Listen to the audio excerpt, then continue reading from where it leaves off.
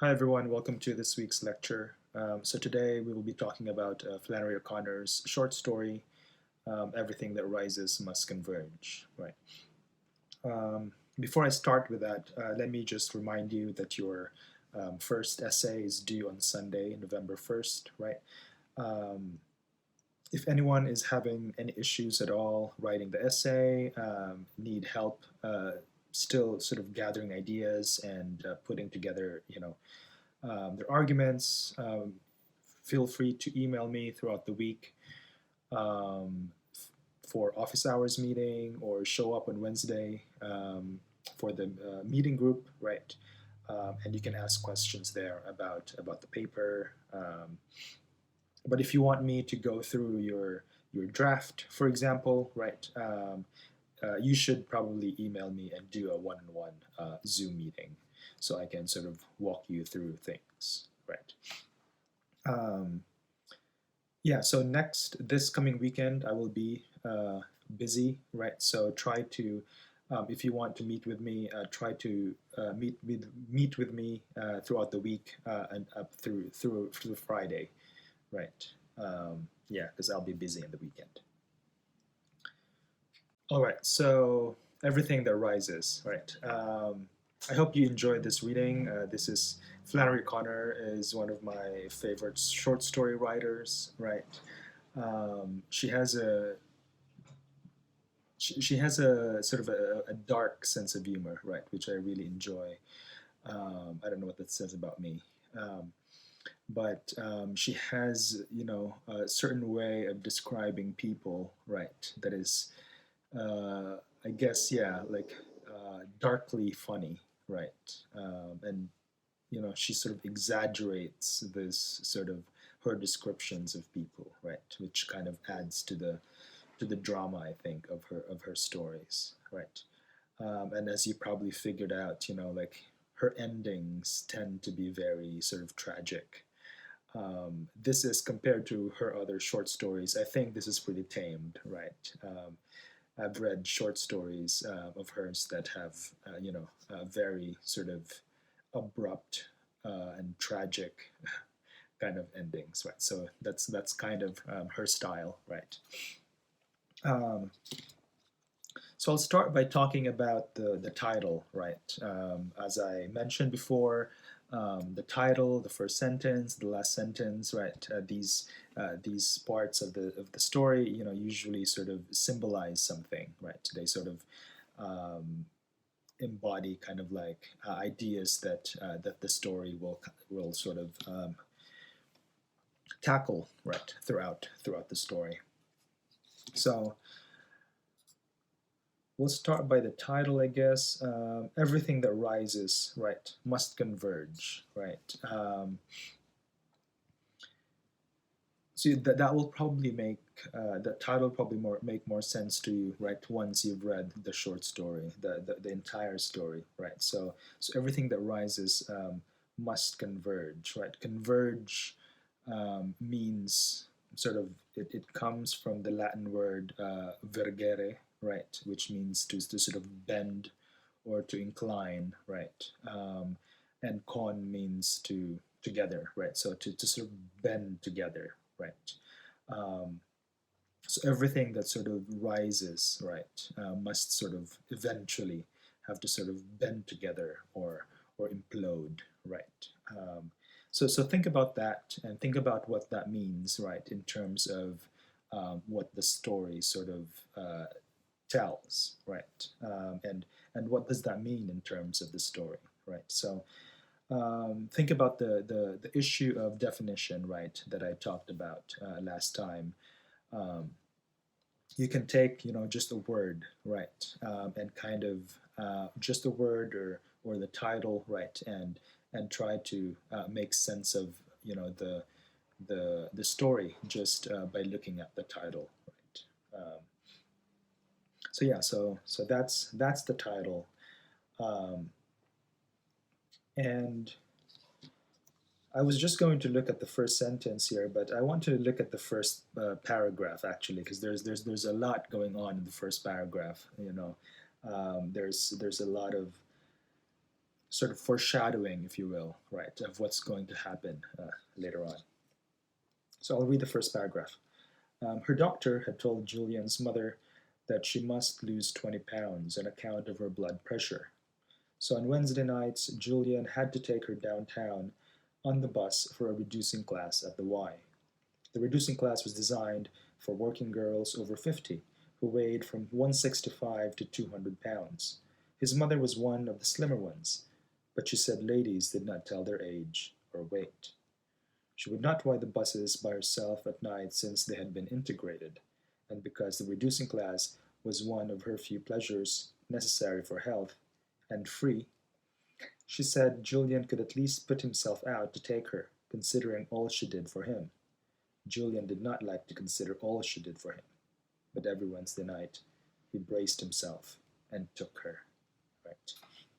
So much going on here, right? Like you can, once you've read the entire story and then you go back to rereading the opening paragraph, right? It will make sense of like what's going to happen, right? It carries a lot of weight, the first paragraph, right? So her doctor had told Julian's mother that she must lose 20 pounds, right? So we get a sense that the mother is in ill health, perhaps, right? She's overweight, so she needs to sort of lose weight, right? And so Julian, the son, has to take his mother to the Y, right? So that means the YMCA, right? So the YMCA is, I think it's a Christian organization that sort of gives free sort of athletic lessons and stuff like that. I'm not really familiar, but that's my sense of the YMCA, right?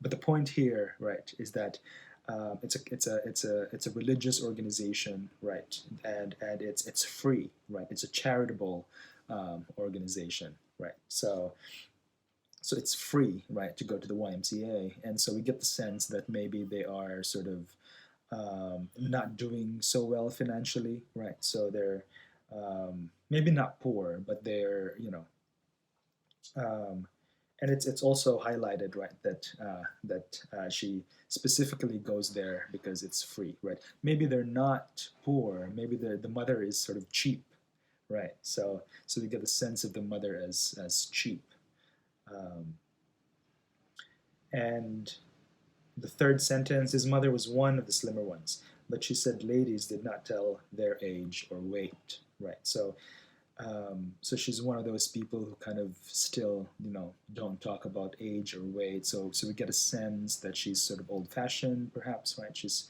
kind of conservative, right? Um, she would not ride the buses by herself at night since they had been integrated, right? So this is uh, post-segregation South, right, where the buses have been integrated, which means that black people were then allowed to, because there was a time in our history during segregation where certain spaces were only meant for white people, right? Restaurants, movie theaters, public spaces, right? But after post segregation, right, all these spaces, black people have been allowed to sort of integrate into these public spaces, right? So this is after the segregation, right? And so she would not ride the buses by herself because it had been integrated, and so we get a sense that she might be a little racist, right?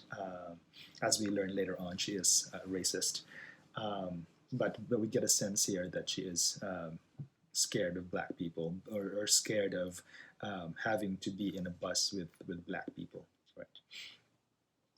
Um, and then she said, and because the reducing class was one of her few pleasures necessary for her health and free, she said Julian could at least put himself out to take her, considering all she did for him. Right. Julian did not like to consider all she did for him, but every Wednesday night he braced himself and took her. Right. So we get another layer of the story, right, which is the tension between the mother and the son, right. So it puts Julian out to have to take her to the YMCA, right. So it's an inconvenience for Julian, and it sounds like he's kind of resentful of her. He doesn't want to take her. Um, he sort of he braces himself, right? But he still does it out of responsibility, perhaps, right? And all these things, right? So much going on in the first paragraph, which will then be developed later on in the story, right? Right. So in the second paragraph, she was almost ready to go, standing before the hall mirror, putting on her hat, while he, his hands behind him, appeared pinned to the door frame, waiting like Saint Sebastian for the arrows to begin piercing him. Right. The hat was new and had cost her $7 and half. She kept saying, quote, "Maybe I shouldn't have paid that for it. No, I shouldn't have. I'll take it off and return it tomorrow. I shouldn't have bought it." Right. Um, so this is you know, when you formulate your arguments, right? You look for patterns and you look for proof that this sort of pattern sort of supports your argument, right? So the first paragraph, we get a sense that she's cheap because she goes to the YMCA because it's free, and then here, right? He worries about a hat costing $7.50, right? So you get another proof here, right? That she is in fact cheap, right? Um, and so if, for example, your argument sort of is trying to trace the mother's cheapness, right? So then you have sort of two, you have a proof here that the mother, right, is in fact so. Um, so that's kind of a simplistic example, right, of how you kind of like look for these patterns, right, in proving your argument, right.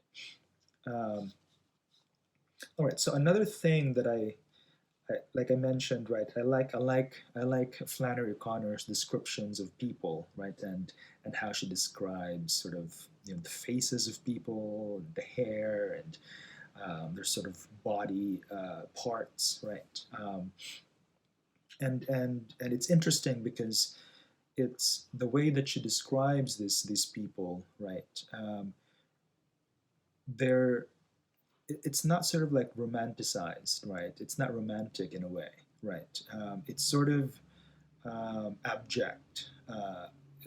She sort of focuses on what would be considered ugly sort of descriptions of people, right? But you still get the sense, right, that her descriptions are accurate, right? So it's on the uglier side of things, but you get a sense that it's that what she's describing, right, makes sense, and you can kind of relate, I guess, for lack of a better term, to the descriptions as being true, right?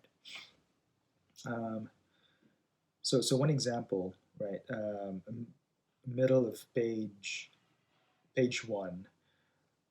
She lifted the hat one more time and set it down slowly on top of her head. Two wings of gray hair protruded on either side of her florid face, but her eyes, sky blue, were as innocent and untouched by experience as they must have been when she was 10. Right. So um, this passage, right, also has a lot in it.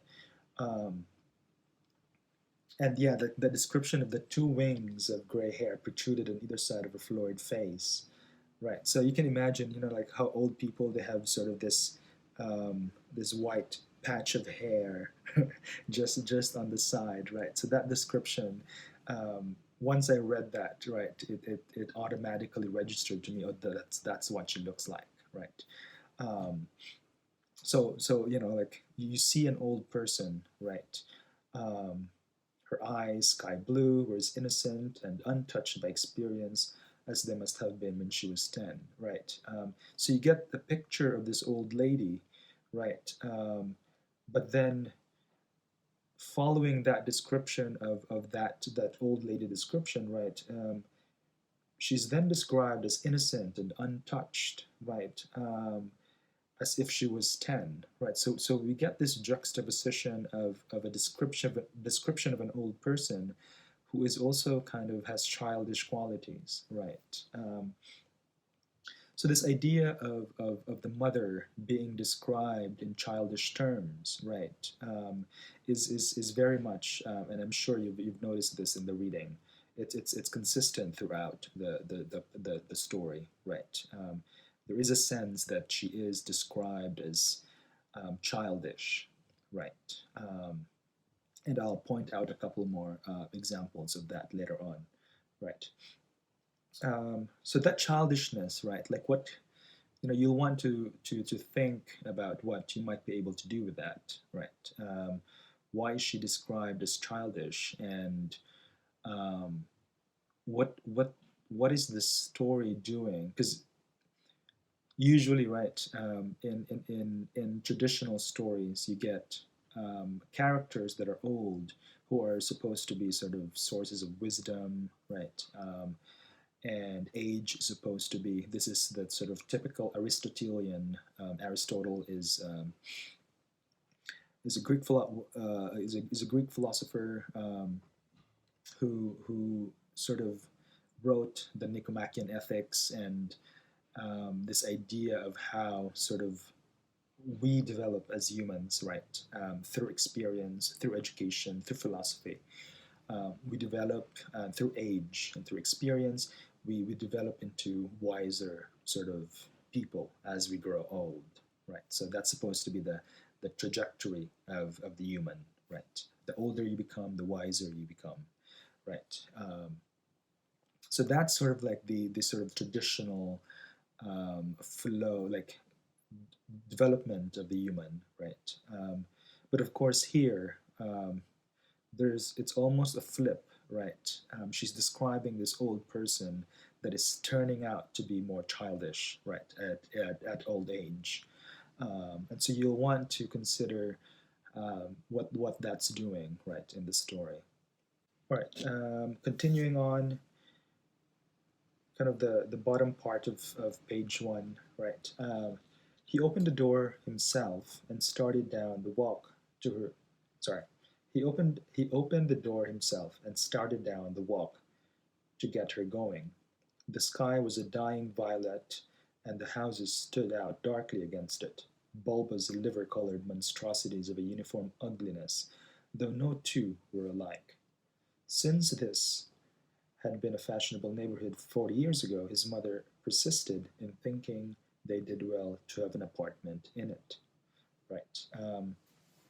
So again, that description, not just of the body, right, but also the description of the neighborhood, right, as this um, bulbous liver-colored monstrosities of a uniform ugliness, right. That's a very weird description, right, of a neighborhood. Um, but this is kind of typical of what is called like a typical style, right? That's called Southern Gothic, right? In Southern Gothic, and I'll read the definition of it from Oxford Research Encyclopedia. Southern Gothic is a mode or genre prevalent in literature from the early 19th century to this day. Characteristics of Southern Gothic include the presence of irrational, horrific, and transgressive thoughts, desires, and impulses, grotesque characters, dark humor, and an overall angst-ridden sense of alienation. Right. Um, so Southern Gothic, it's sort of concerned usually during times when sort of the old ways have been there's sort of like a there's a changing tide, I guess, of the way people think and the way people are, right? And so like old ideas, right, are then sort of rejected, and we get like a new sort of way of thinking, right? So there's this conflict that happens, right, when old ideas are being rejected and new ideas are sort of starting to flourish, right? And there's this tension between the two, right? And this sort of creates um, I guess kind of like an ugly it sort of um, it creates an ugly tension, right? And an ugliness to people, right? And an ugliness in society, right? That happens, and of course, this is the change from segregation to integration of black people in America, and so especially in the South, white people had there was a lot of fear, right, from white people um, who sort of knew of a way of living a certain way, right, and now they have to sort of make these changes, right, and so it was a very threatening thing for them, right. Um, to have these changes, right? But of course, it's more threatening for Black people because then they were more vulnerable in these areas, right? And so Southern Gothic, right, as a style, sort of depicts these sort of this tension, right, between these changes, and so there is that sort of horrific description of people, horrific description um, of spaces, of nature, right? And so that's and this sort of description of alienation, right? People sort of don't seem to belong anywhere because of this sort of um, very sort of polarized way of seeing things, right? I think we are in that moment again now, right?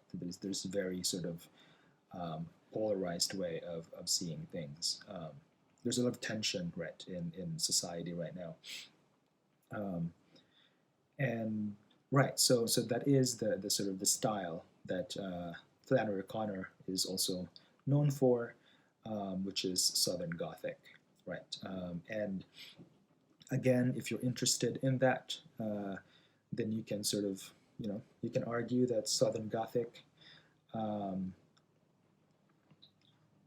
or Flannery O'Connor's short story, right, is a good example of a Southern Gothic literature, right? Because A, B, and C, right? So you'll then want to focus on the descriptions that fit, right, the genre of Southern Gothic, right?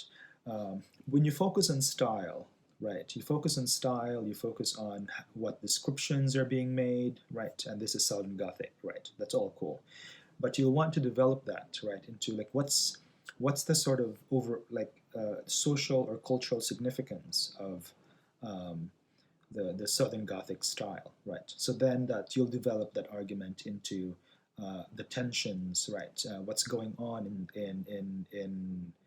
in America in the South at that time, right? So then you'll kind of link that to um, the sort of the historical context of the time, right? Right, so moving on to the second page, we get a little background here, right, of the mother and the tradition that she sort of um, uh, came from, right, and we got the sense that she was a racist in the first paragraph. Now we kind of see why, right? She comes from a family who owned a plantation, who also owned slaves, right? Her great grandfather, right? I'll read the bottom of page 2. You remain what you are, she said. Your great grandfather had a plantation, 200 slaves, and 200 slaves. There are no more slaves, he said irritably.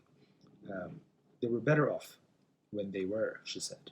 He groaned to see that she was off on that topic. She rolled onto it every few days like a train on an open track. But he knew every stop, every junction, every swamp along the way, and knew the exact point at which her conclusion would roil majestically into the station. It's ridiculous. It's simply not realistic. They should rise, yes, but on their own side of the fence. Right. Um, and so right, we get we sort of get the not only, I guess, proof of the mother's sort of racist views, right? But we get a sense that her views are not necessarily just her own, right? Her views are sort of products of a certain tradition, right? That um, started, in the past. The great grandfather, right, had a plantation and owned slaves, and then she's a product of this slave owning generation, right, and then that sort of her views, right, are a product of that tradition. Um, and so and so that's one way, right, of interpreting how the mother thinks, right. And notice too, right, the metaphor that's being used by Flannery O'Connor to to to talk to describe that racist view of the mother, right, likening it to a train, right. So there's the train has stops, right, and it has junctions, right, and it's sort of progresses, right. Um, that's a good sort of example, right, of how she uses metaphors that are sort of effective in what she's describing, right. She's describing the progress, right, of of the mother's ideas, right, that came from a certain tradition and got passed on and developed into her own ideas, right, of racist views. And then that sort of parallel, right, of the train sort of, leading you from one point to the next, right. So that's just a good sort of um, parallel, right, between the description and the metaphor, right. So there's a few things that happen, right, throughout the story, and I won't be able to go page by page. Obviously, it's going to make this too long, and I want you guys to come up with your own ideas, right? So I'm just here to kind of to guide you to guide you through some of the main points, right? Um, so for you can figure out the rest on your own.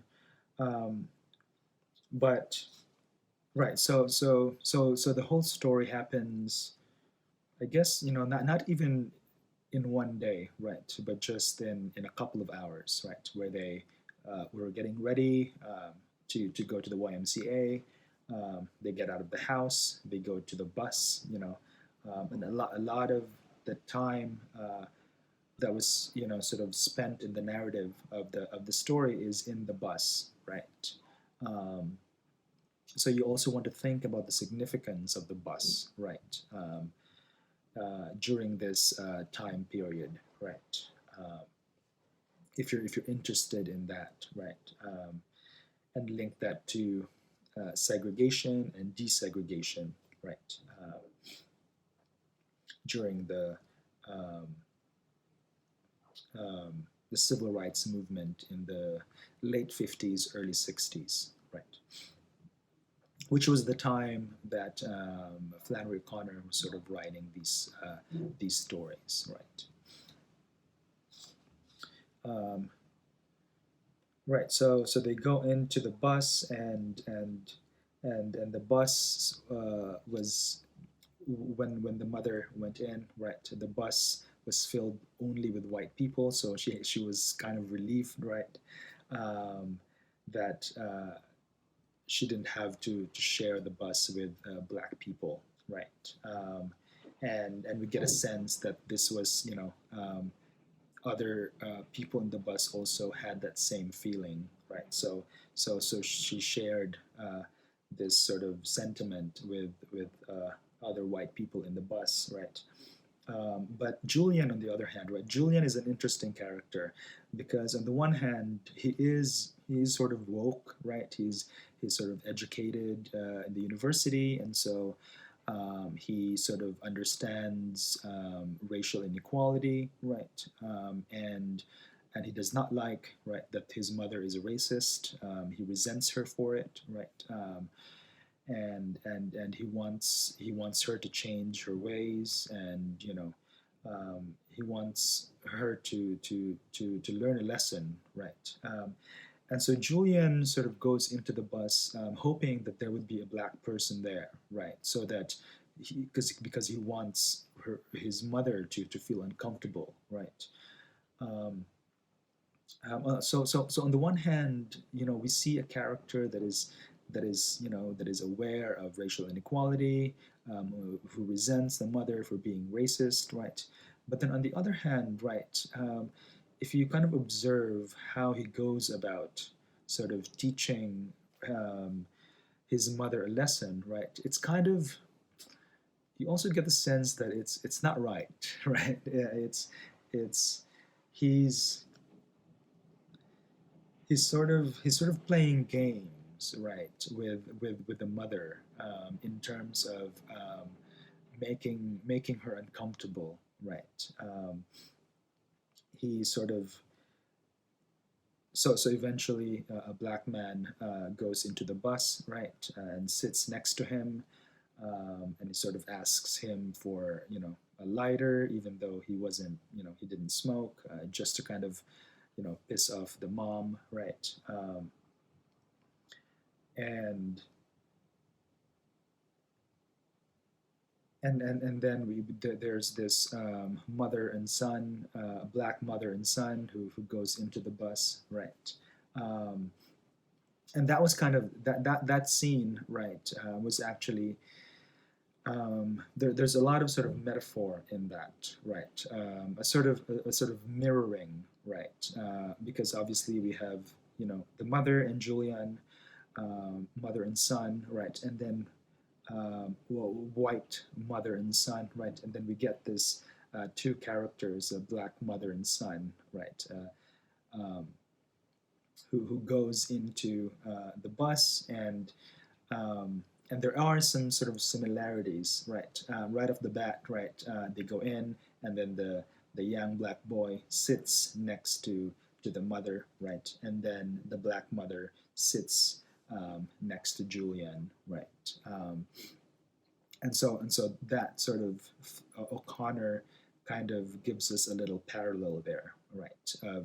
Um, of the sort of almost like the children, right? Think of the mother described as a child, right? And there's a point here where I hope I find it now.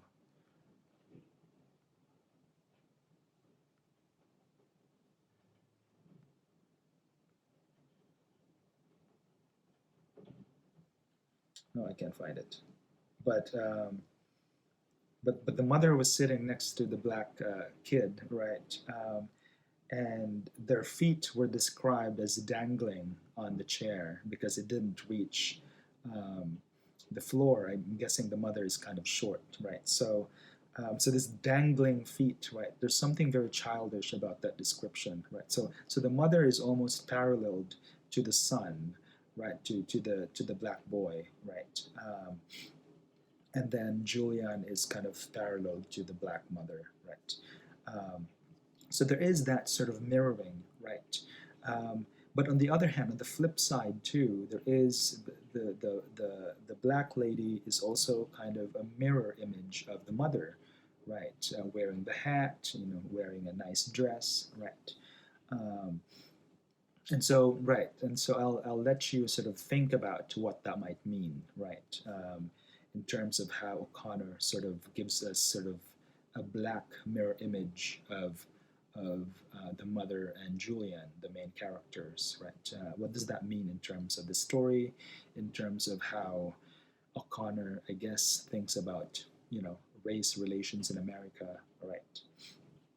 Um, and my other issue, right, with Julian, is that and he keeps like thinking about this, imagining, right, of how he might be able to piss off his mother, right, is by befriending sort of a black intellectual, a black professor, right, having a black friend over who is well off, right, and maybe having a black girlfriend, right, who is not quite black, but maybe.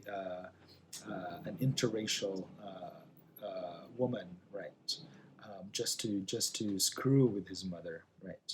Um, and so and so there is a sense, right, that Julian is woke and sort of understands racial inequality, right?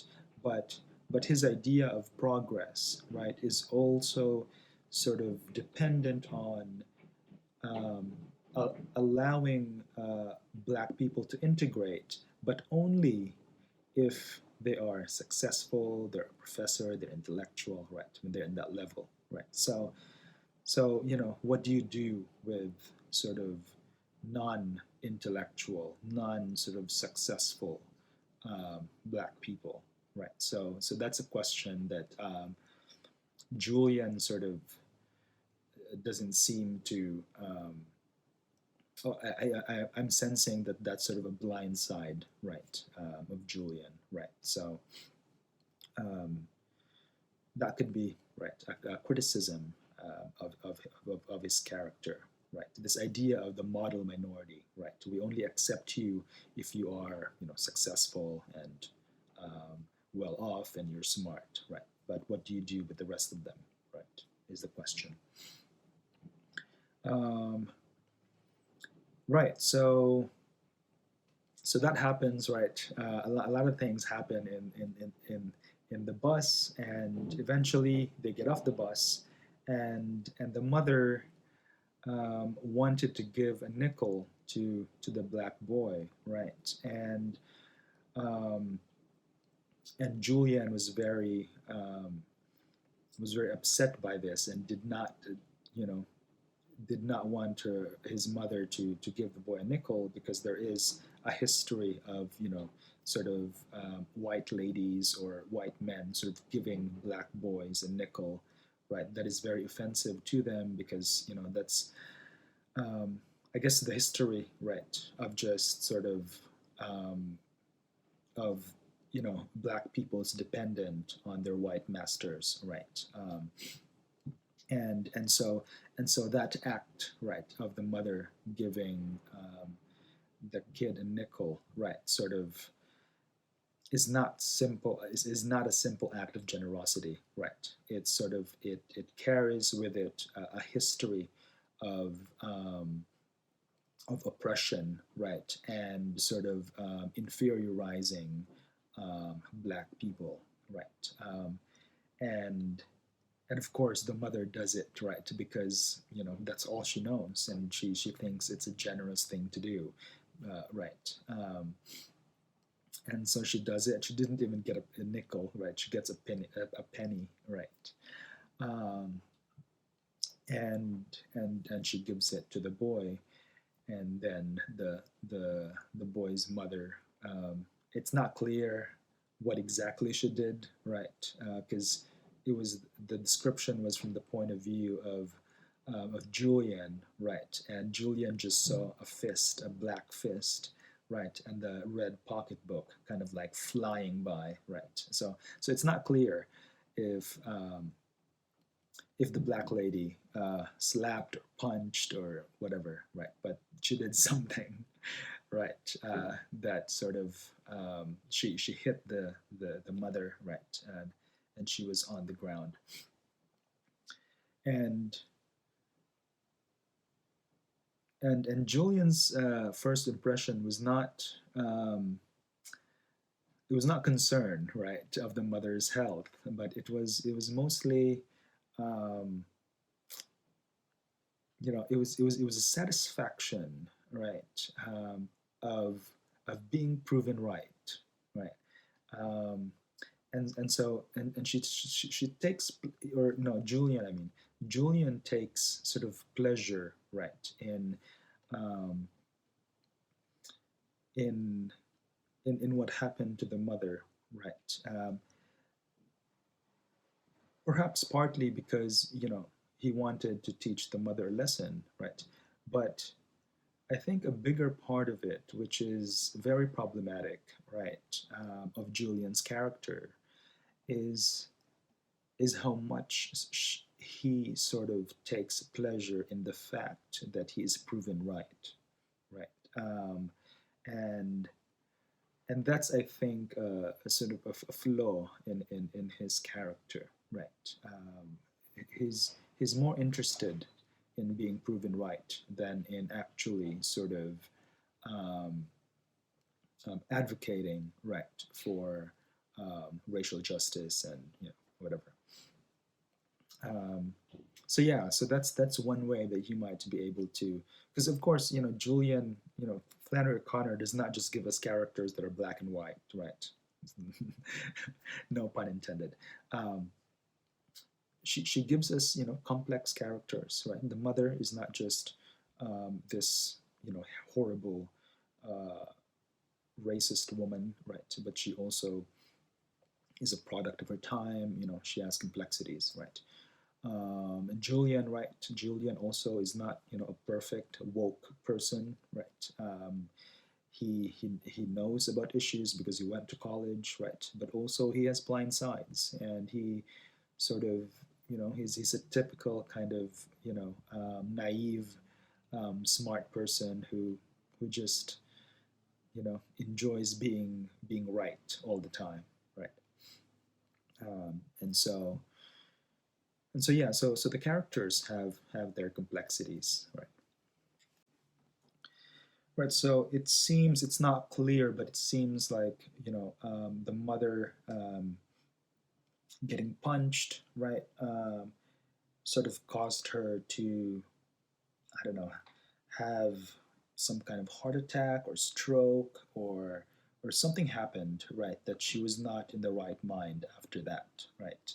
She started walking home, as she said, right, and she started sort of she almost and she sort of asked for his grandpa to be called, right, and he asked for tell Carolyn to come get me, right? Carolyn was the black maid, the black nanny who raised her as a young girl, right? So tell Carolyn to come get me, she said, right?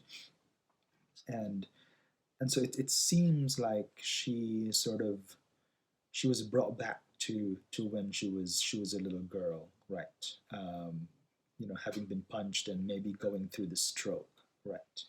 Um, and so, right, and so that pattern, right, of her being childish and being described as a child, right, is sort of uh, is punctuated in this scene, right? Well, she her mind, right, goes literally, right, back into childhood, right? That's all she could remember now, uh, being a little girl, right, who wants to go home, and um, then Julian, right, realizes that she was not in her right mind, and um, Julian started realizing things also, um, and maybe right started to see his flaws, right. And I will read the last two paragraphs, right. Um, Mother, he cried, darling sweetheart, wait. Crumpling, she fell to the pavement. He dashed forward and fell at her side, crying, Mama, Mama. He turned over. Her face was fiercely distorted. One eye, large and staring, moved slightly to the left as if it had become unmoored. The other remained fixed on him, raked his face again, found nothing, and closed. Right. So again, this kind of horrific, or this, I guess, like horrific and ugly description, right, of this thing, like one eye is kind of like looking at Julian, and the other is just like closed and dead, right? That sort of description, right, of the human body is again here. Um, wait here, he cried, and jumped up and began to run for help toward a cluster of lights he saw in the distance ahead of him. Help! Help! He shouted, but his voice was thin, scarcely a thread of sound. The lights drifted farther away the faster he ran, and his feet moved numbly as if they carried him nowhere. The tide of darkness, seemed to sweep him back to her, postponing from moment to moment his entry into the world of guilt and sorrow. Right. Um, so on the one hand, right, Julian takes pleasure in the fact that he is proven right, right, that he that um, he's right to sort of um, or he wanted to he he's right. He's proven right that his mother is racist, right, and that he gets punched for being a racist and all this, right.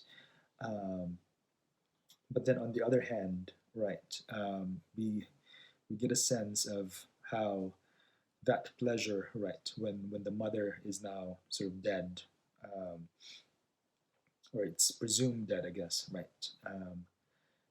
That pleasure is actually going to lead him into a lifetime of guilt, right, and a world of guilt and sorrow, right. Um, and so yeah, and so there is, I don't know. There's almost like a tender moment of the mother and son sort of um, relationship, right? That happens here because as some of you might be able to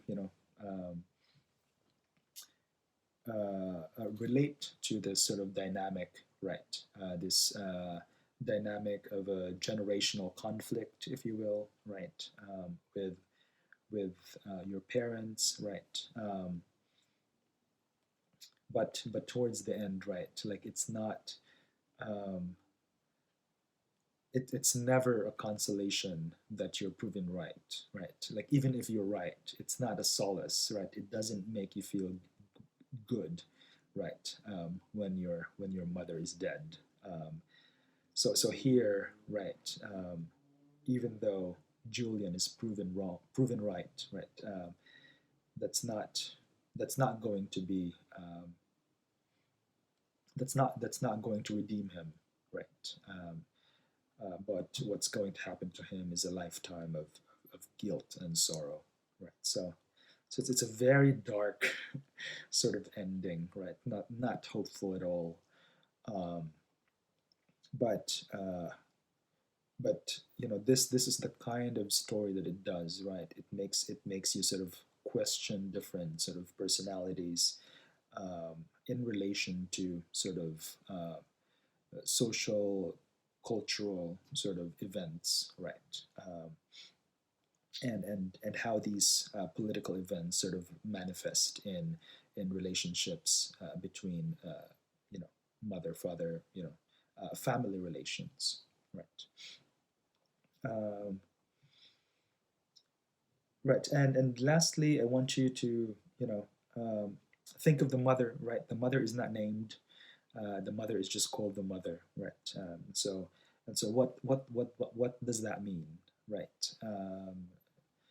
You could say that it's she's not just an individual, right? But she sort of represents a whole group of people, perhaps, right? Or if you have other sort of ideas of what that might mean, right? Because obviously, that's a deliberate thing that O'Connor does, right? Is to not name her, right? Now we get Julian's name, but we don't get the mother's name, right? Um, and um, and also, if you should if you're going to end up reading about this story, right? You should look up Flannery O'Connor's life. Just Wikipedia it, and get a sense of um, uh, how she grew up, and also her relationship with her own mother. Right. This is actually quite similar to her relationship with her mother. Right. Flannery O'Connor, during the later part of her life, had a debilitating sort of illness called lupus, right? And so for most of her life, right, she sort of resented her mother because her mother had um, sort of had conservative views, and her mother is very religious, right? And O'Connor was not really that religious, right? She's educated in University of Iowa, right? But then her mother eventually sort of and so she was very critical. She's very critical of her mother and her sort of southern. They're from Georgia, I think. Um, she's very critical of her mother and her sort of conservativeness, right? And her sort of traditional beliefs and her religiousness, right? But in the end, when O'Connor was sick, right, I think it was her mother who sort of took care of her and did all of these things for her, right? And so they also have a very complicated. She also has a very complicated relationship with her mother, right? That you can kind of make parallels to the story here. So it's somewhat autobiographical, I think, the relationship of the mother and child relationship in her stories are somewhat reflective of her own life, right? Um, but I think that's it for now, and I look forward to hearing from you during our group meetings, or if you want to email me. Um, yeah, and so email me with any questions. Bye.